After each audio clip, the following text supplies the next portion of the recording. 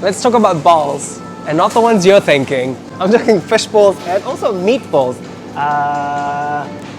These.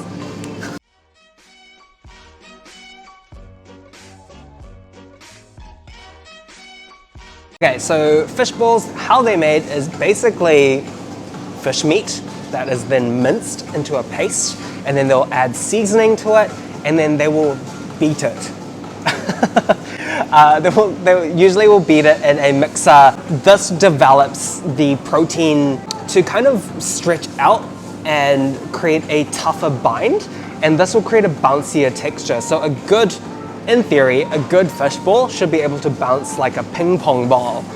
So that is a big reason why people don't actually make it at home that often, is because you actually have to let it kind of develop that kind of protein structure over a long time in usually a machine. Traditionally, they'll just like beat it with a stick in a kind of mortar and pestle situation. You've got fish cakes, and usually they'll turn into fish balls. These are pre-cooked, and they are great to keep in your freezer because they never really go bad in the freezer, and you can just whip them out. They're really easy to thaw. What I do with them is they're great protein additions to broths, so soups, but also they're good in stir fries. So in some kind of like Malaysian stir fries, even with like char kway teow or different regions, they would have these cut in half or into little bits and then stir fried in the noodle as well. Yeah.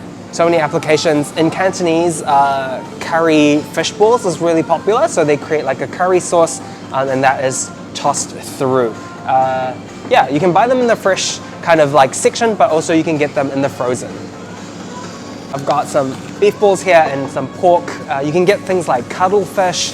I've seen octopus ones, like they're mixed in. You can get different combinations of meats as well. Kind of, your world is your meatball option, really.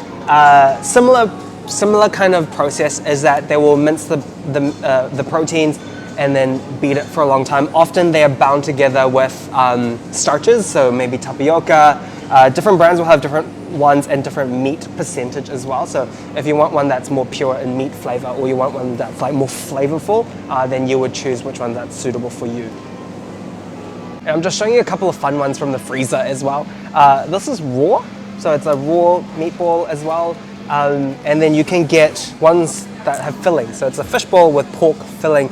I like the ones that kind of, you get a little bit of fish roe in it as well. It's kind of ooey and gooey in the center. The ones with like mushroom filling is also delicious. Yeah, have a play.